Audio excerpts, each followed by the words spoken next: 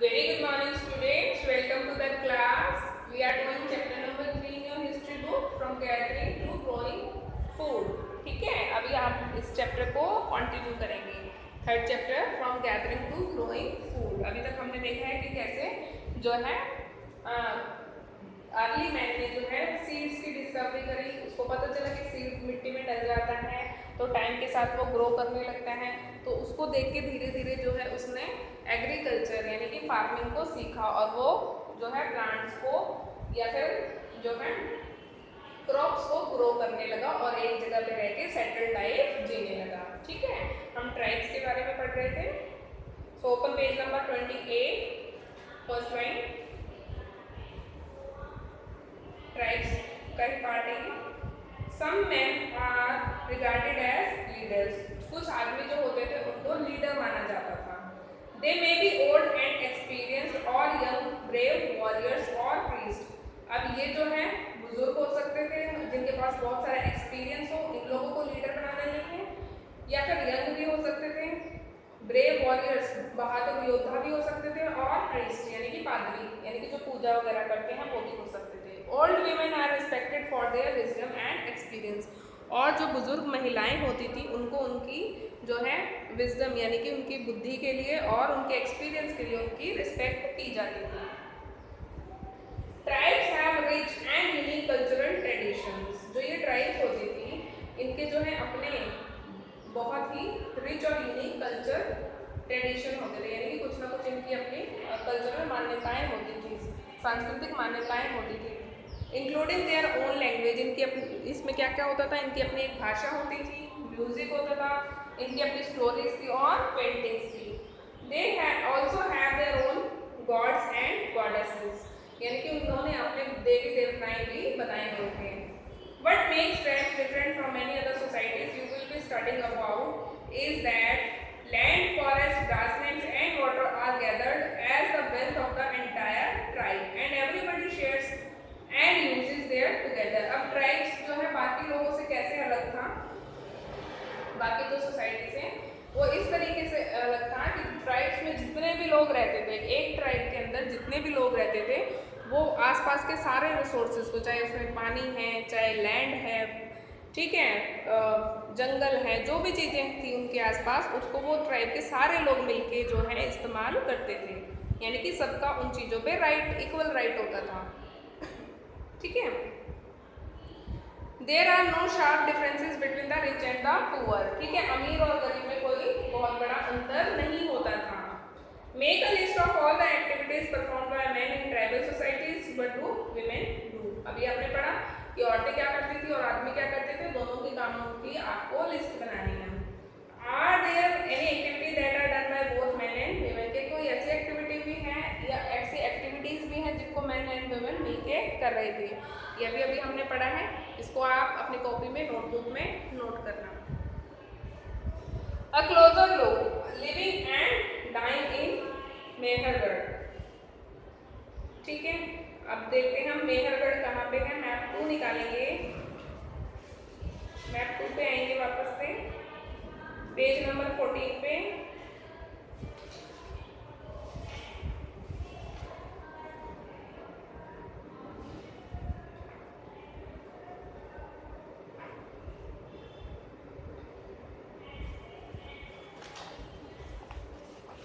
Page 14 पे निकालेंगे map. Mehrgarh दिखाई देगा आपको, प्रेजेंट डे पाकिस्तान में. This is your Mehrgarh. ठीक है. This site is located in the fertile plains near the Bolan Pass, which is one of the most important routes into the Iran. अब India से निकलता हुआ जो रूट ईरान की ओर जाता है, ये बहुत इम्पॉर्टेंट रूट है जिसको हम बोलन पास बोलते हैं. यहाँ पे बहुत ही फर्टाइल प्लेन यानी कि बहुत ही उपजाऊ जो है ज़मीन थी. ठीक है, और ये जो रूट था बोलन पास का, ये बहुत ही इम्पॉर्टेंट रूट था ईरान की तरफ जाने का. Mehergarh was probably one of the places where women and men learned to grow barley and wheat and rear sheep and goats for the first time in this Mehrgarh ऐसा माना जाता है कि पहली ऐसी जगह थी जहाँ पे आदमियों और औरतों ने जो है गेहूं और बारले यानी कि जौ उगाना जो है शुरू किया होगा और भेड़ों को जो है भेड़ बकरियों को पालना शुरू किया होगा। ठीक है, ऐसा माना जाता है। It is one of the earliest villages that we know about. ये सबसे पुराने गांव में से जिनको हम अभी तक जान पाए हैं उनमें से एक है। विलेज क्या होता है देखो, one of the distinctive features of a village is that most people who live there are engaged in food production. ठीक है, पुराने जो विलेजेस जिनके बारे में हमें जानकारी मिलती है उसमें हमें पता चलता है कि इन गाँव में लगभग सभी लोग जो हैं फूड प्रोडक्शन में जो है एंगेज थे, यानी कि खेती के कामों में लगे हुए थे।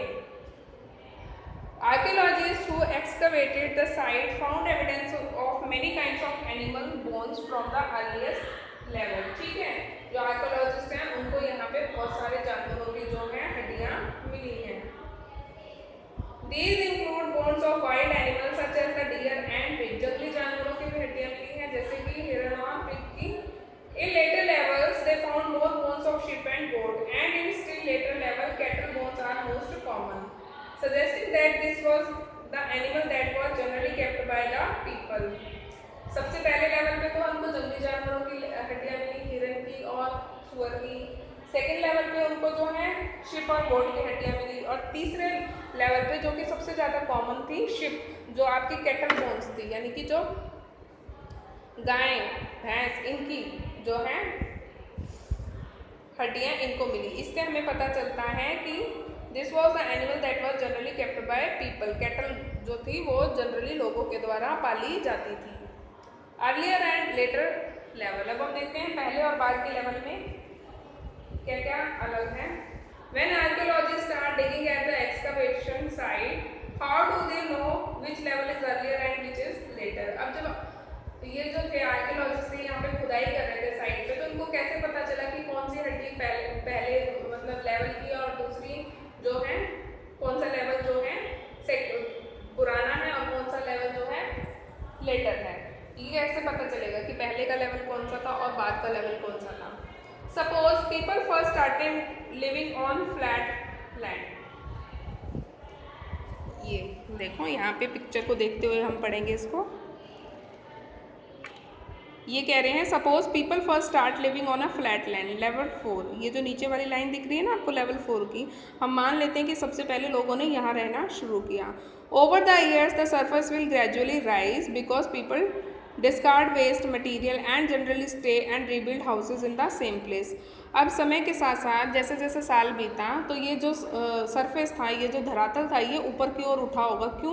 क्योंकि यहाँ पे लोगों ने कुछ अपना वेस्ट मटेरियल डाल दिया होगा और जनरली जो लोग यहाँ रहते होंगे उन्होंने घर बनाए होंगे यहाँ पे। ठीक है, तो इससे ये लेवल जो है इसका लेवल 4 का जो है थोड़ा सा ऊपर उठ गया होगा, ये मान रहे हैं हम। After 100 years this lead to formation of a mound. ठीक है, उस कह रहे हैं कि कुछ 100 सालों के बाद जो है इसकी जो फॉर्मेशन है इस तरह की माउंट के टाइप की बन गई होगी। So when this mound is dug up, जब इसकी खुदाई की गई, what is found from the upper layer of the mound is generally form the later one. यानी कि सबसे पहले जो खुदाई करेंगे सबसे ऊपर वाले लेयर में, तो हमें पता चलेगा ये तो सबसे बाद वाला समय है। उसके नीचे की खुदाई करेंगे तो पता चलेगा ये उसके बाद का समय है, यानी कि उसके पहले का समय है। और उससे नीचे जाएंगे तो लगेगा पता चलेगा कि ये उससे भी पहले का समय है, और जितना सबसे नीचे चले जाएंगे तो हमें पता चलेगा कि ये सबसे पहला लेवल है। ठीक है, तो इस तरीके से जो है पता चलता है। ठीक है, so when this mound is dug up, what is found from the upper layer is the mound is generally from later time and what is found from the lower layers is the mound which are older। यानी कि नीचे वाली जितनी mount होंगी, ये level होंगे आपके, वो हमें पता चलेगा कि वो उतना ही पुराना है, और जो शुरू में खुदाई में मिलेगा वो हमें पता लगेगा कि ये नए हैं। These upper and lower layers are often referred to as levels। ठीक है, जो ये लेयर्स हैं अलग अलग, इनको ही हम लेवल्स बोलते हैं। ठीक है, Other finds at Mehrgarh include remains of square and rectangular house। Mehrgarh में और क्या चीजें मिली हमें? स्क्वायर या फिर रेक्टेंगुलर जो है घर भी मिले। ठीक है, स्क्वायर हो गया जिसकी चारों साइड्स बराबर है, रेक्टेंगुलर शेप के भी यहाँ पे जो है हमें घर मिले। People look after them perhaps in the belief that there is some form of life after death. अब जो लोग हैं इनकी देखभाल करते थे, sorry, each house had 4 or more compartments, some of which may have been used for storage। अब ये जो घर मिले रेक्टेंगुलर और जो स्क्वायर जिनकी शेप थी, इनमें से तो कुछ घरों में जो है each house had 4 or more compartments, सब में जो है 4 या उससे ज़्यादा जो है कंपार्टमेंट, जिनको हम कमरे बोल सकते हैं, वो मिले। some of which have been used for storage, इनमें से कुछ को जो है स्टोरेज के रूप में यूज़ किया जाता था, क्योंकि देखो लोगों ने एग्रीकल्चर शुरू कर दिया था, तो हो सकता है वो वहाँ पे जो है अनाज को स्टोर करते होंगे, है ना, या फिर कुछ और चीज़ें। तो जनरली यहाँ पे 4 या उससे ज़्यादा कमरे मिले हैं हमें, और एक कुछ कमरों को जो है इन्होंने स्टोर रूम की तरह यूज़ किया है। When people died, their relatives and friends generally pay respect to them। जब लोग मर जाते थे तो जो उनके फैमिली, फ्रेंड्स और रिलेटिव होते थे वो उनको बहुत रिस्पेक्ट देते थे। People look after them perhaps in the belief that there is some form of life after death, और लोग जो है उनकी डेड बॉडी की जो है देखभाल करते थे, और क्योंकि उन्हें लगता होगा कि मरने के बाद भी कुछ ना कुछ जो है लाइफ की फॉर्म इनकी होती होगी, यानी कि कोई ना कोई इनकी मरने के बाद भी इनके जो है किसी तरीके की लाइफ इनकी हो रही होगी, चल रही होगी, ठीक है। Burial is one of such arrangement, यानी कि दफना देना, बॉडी को दफना देना एक इसी तरीके का अरेंजमेंट था। Several burial sites have been found in Mehrgarh, बहुत सारी बरियल साइट्स यानी कि ऐसी जो है कब्र की तरीके से बहुत सारी साइट्स मेहरगढ़ में मिली हैं। In one instance the dead person was buried with goods which were probably meant to serve as food in the next world, और जो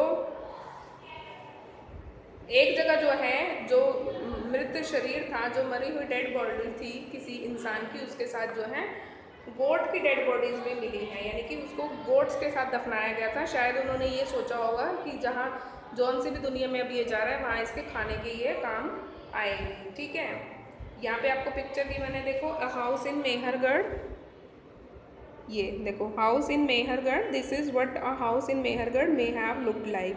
इस तरीके से स्क्वायर एक घर है, ठीक है, और इसमें 4 कंपार्टमेंट्स हैं, और एक जो रूम है वो स्टोर रूम की तरह यूज़ कर रहे हैं।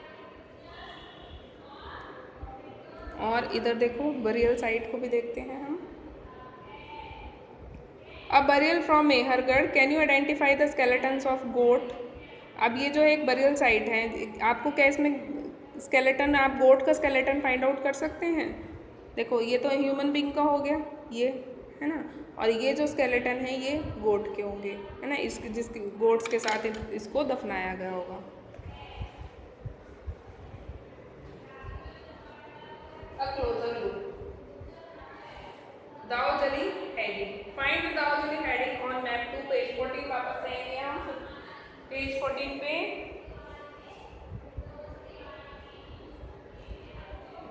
पेज नंबर 14 निकालेंगे और दाऊजी हेडिंग को देखेंगे।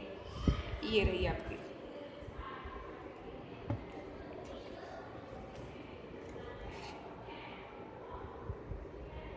ईस्ट में, this is your Daojali Hading, east side.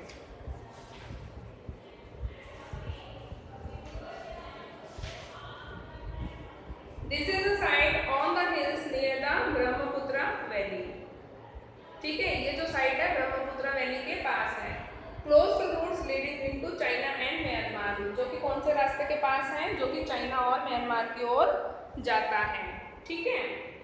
Here stone tools including mortars and pestles have been found। यहाँ पे कौन से पत्थर के टूल मिले हैं, मोर्टार्स एंड पेस्टल्स। क्या होते हैं मोर्टार्स एंड पेस्टल, देखो आपने अपने अपने घरों में जो है हो सकता है अभी भी यूज़ करते हो, या कभी ना कभी पहले के टाइम में आपकी मदर या ग्रैंड मदर को पता होगा, जिसपे जो है मसाला पीसा जाता था, ठीक है।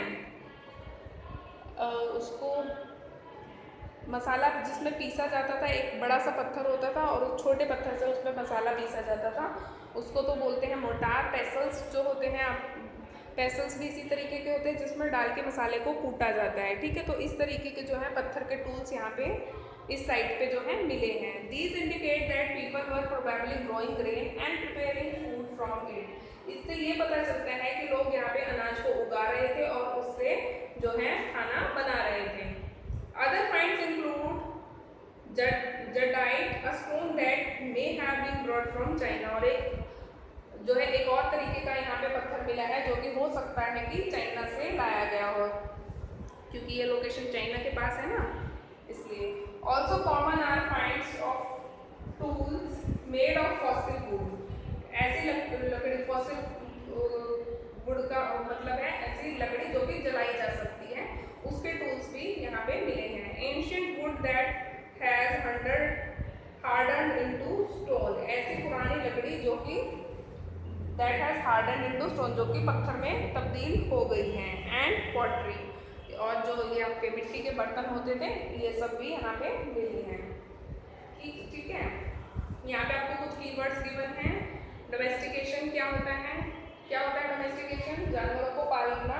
जब उन्होंने सीखा था, हमने देखा था ना, उसको हम डोमेस्टिकेशन कहते हैं। फार्मर्स कौन होते हैं? जो खेती करते हैं। हर्डर्स जो जानवरों को चराते हैं, पालते हैं। ठीक है। नियोलिथिक मतलब जो कि ऐसे लोग जो कि पैलियोलिथिक के बाद के समय से जुड़े हुए हैं, यानी कि नए समय से जुड़े हुए हैं, जिन्होंने एक सेटल्ड लाइफ को शुरू किया था, उनको बोलते हैं नियोलिथिक। पॉट्स जो कि बर्तन होते हैं, जिस भी तरीके के बर्तन यहाँ मिले। ट्राइब्स हमने अभी पढ़ा था। विलेज क्या होते हैं? हाउस। और बरियल्स क्या होते हैं? जहाँ पे मरे हुए लोगों को दफनाया जाता है। ठीक है। अब हम देख लेते हैं एल्सवेयर, यानी कि और जगहों पे क्या हो रहा था।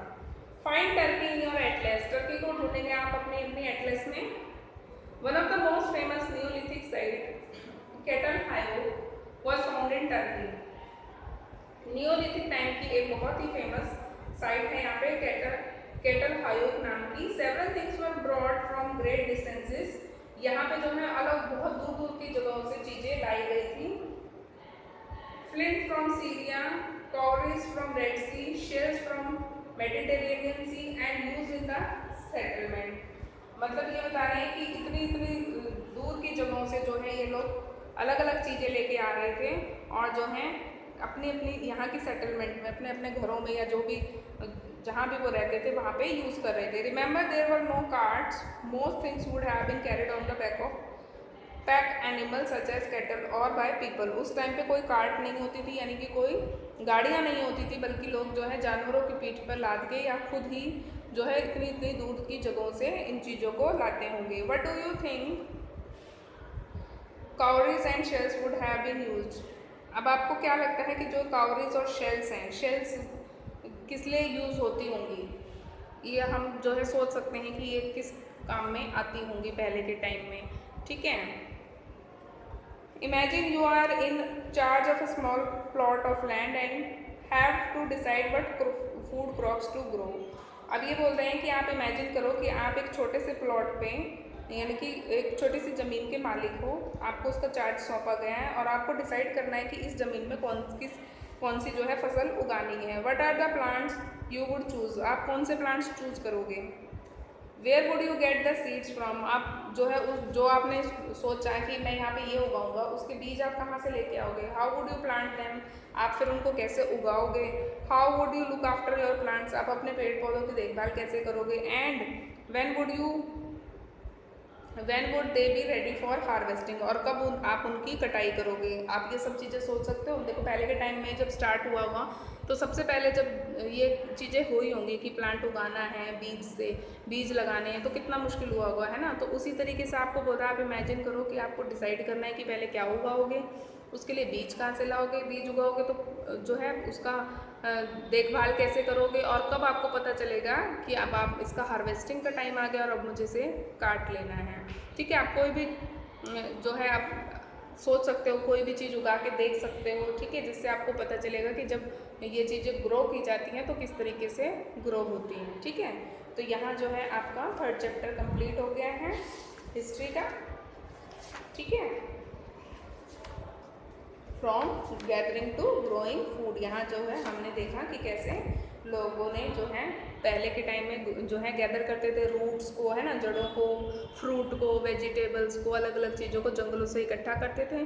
फिर धीरे धीरे उन्होंने बीज से जो है पौधे उगाना सीखा और एक सेटल्ड लाइफ की ओर वो मूव करे, ठीक है। तो फिर वो गैदरर से क्या करने लगे, ग्रो करने लगे फूड, ठीक है। तो आपका चैप्टर 3 कंप्लीट हो गया है।